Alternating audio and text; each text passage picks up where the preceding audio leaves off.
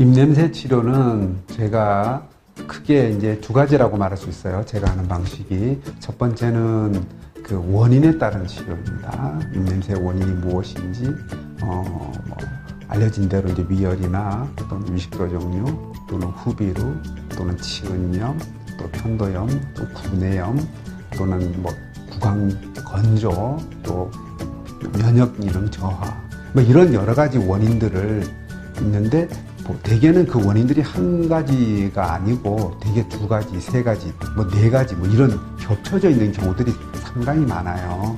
그러면 그 원인에 따른 치료를 하게 되고, 또 가령 구내염이다. 구내염이 왜 생겼나? 일반적으로 알려진 원인보다 더 근본적인 원인에 따라서 치료를 해 주어야 좋은 결과를 얻을 수 있다는 것이고요. 그리고 여러 가지 원인들이 생겼을 때, 그럼 이거 선후를 어떤 것들을 먼저 치료를 하고, 그 다음에 나중에 어떤 것들을 치료해야 될까? 좀 더 근본적인 원인이 되는 것들을 먼저 치료합니다. 우리가 이제 한의학적으로 기본적으로 병은, 질병의 원인은 내상병, 외형병, 그리고 불내외인이라고 이제 세 가지로 나누는데, 주로 먼저 위장에 대한 치료를 먼저 합니다. 똑같은 비중으로 있다. 그랬을 때는 먼저 위장에 대한 위열이나 위식도 역류로 인한 것들을 먼저 치료하고, 그 다음에 다른 염증이라든지 또는 후비루라든지 또는 뭐 면역기능 저하라든지 이런 것들을 치료하고, 그리고 진액이나 이런 데 해당되는 구강 건조, 입에서 텁텁하게 나오는 냄새를 치료하는 그런 것들을 나중에 치료하는 단계별 치료를 하게 되죠. 그거는 이제 구취 환자분들이 그 구취가 나기 시작한 지 얼마나 된 기간이 중요하고, 또 우리가 검사를 했을 때 구취의 정도에 따라서, 또 구취의 원인이 몇 가지냐에 따라서 사실은 차이가 많이 납니다. 그래서 뭐 보통은 3개월, 좀 길면 6개월, 아주 길 때는 그 이상 가는 경우들도 있습니다. 근데 보통은 일반적으로는 3개월, 좀 구취가 심하다든지 병의 원인이 여러 가지라든지 입냄새가 생긴 지 기간이 오래되었다든지 또는 입냄새의 정도가 좀 심하다든지 이랬을 때는 6개월 정도로 치료를 하게 되죠.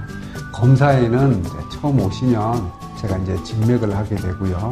그 다음에 구취의 정도가 어느 정도인지 그걸 측정하는 구취 측정을 하게 되고, 또 그리고 구취가 어디에서 나오는 구취인지, 구취의 이제 종류별로 구취가 나오는데, 우리가 사실 입에서 나오는 가스의 양을 측정하는 거예요.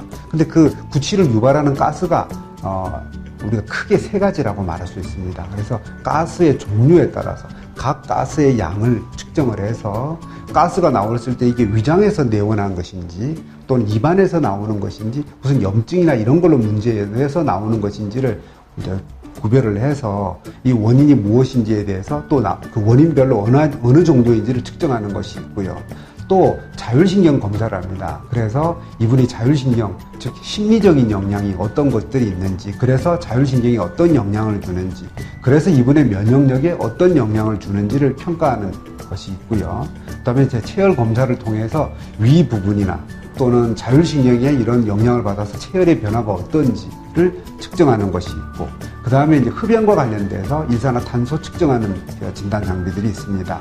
그리고 구강 건조와 관련돼 가지고 입안의 건조도가 어느 정도인지를 측정하는 구강 수분 측정기를 이용하는, 그래서 구강 내 수분 측정을 하는 그런 검사 장비들이 있습니다. 그래서 그런 검사를 통해서 구취의 정도를 알게 되죠.